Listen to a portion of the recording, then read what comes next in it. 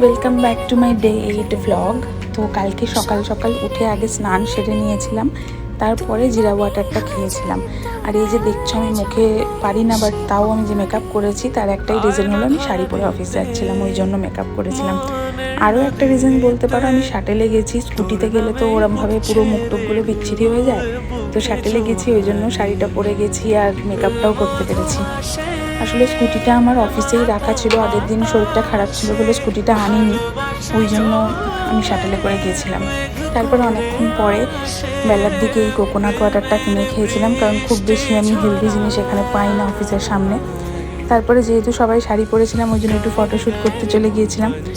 তবে finally at last কালকে বারিশ হয়েছে, আমার তো খুব মজা হয়েছে বৃষ্টি দেখে, ওয়েদারটাও চেঞ্জ হয়েছে। আর এটা না কালকে একটা নতুন ডিমের রেসিপি রাতে বানিয়েছি, কেমন হয়েছে আগে সবার থেকে রিভিউ নেব, দেন তোমাদের সাথে রেসিপিটা শেয়ার করবো। টাটা।